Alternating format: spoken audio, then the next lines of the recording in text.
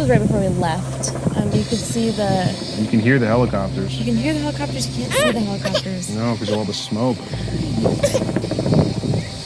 God, it looks like hell. Yeah.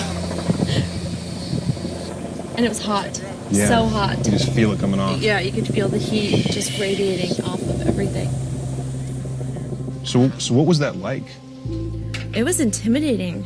It was scary. Honestly, I didn't expect our house to be standing, so I kind of prepared myself for it not being standing.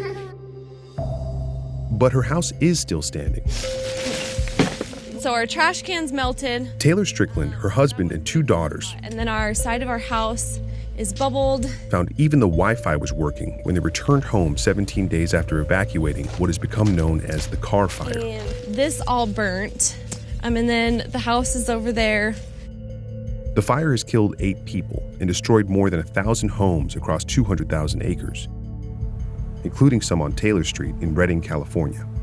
You guys are looking out your front window and you just see what used to be your neighbor's house. What's that like? Super emotional. Look at it every day. And it just is sad to look at and to know that they'll never be our neighbors again.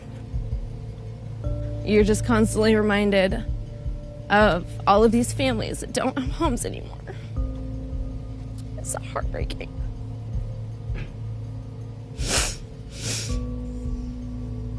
Sorry.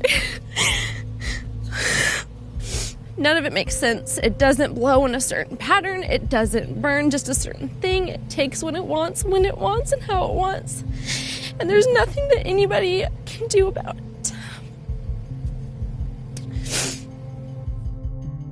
The Stricklands left their home just before a tornado of fire ripped through their neighborhood. State fire officials say it was 1,000 feet wide, with wind speeds up to 165 miles per hour. It never ceases to amaze me the devastation that these communities go through.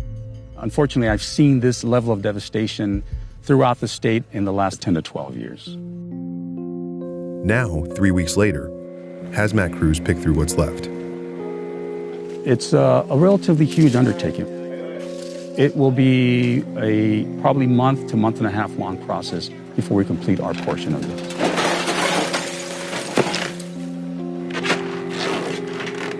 Their first phase of work is to clear out anything that could be toxic. Old houses might have asbestos. Melted fire detectors could produce low levels of radioactivity. And any partially burned propane tanks could combust. Start time 13:55.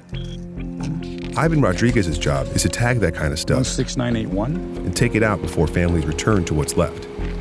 These huge fires do stretch us thin, and knowing that there are other fires that we're going to be mission tasked to do, that is a concern at this point.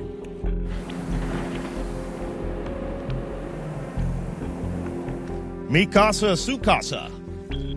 Dan Davis lives across the street from Taylor. Come up this way to the front door. Sure. He came home to ash and bent metal. The whole living room, Oh, man. you know, TV, Oh, couches, kitchen. that's the kitchen there? Yeah, and you turn the corner. This was my daughter's room here. This was my son's room. Is this where they grew up? Oh, yeah. Yeah, they're 21 and be 19 in about a week. Oh, so you had the house longer, you've had the kids. Exactly. We're alive and well. That's all that matters. 4 people died within a quarter of a mile of here. You know, they got a lot of grief. I got grief, but nothing compared to losing a loved one.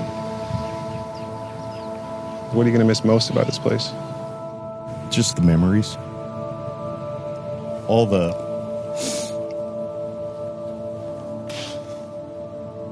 stuff my kids had. You know, the little things they make you. That's what I miss most.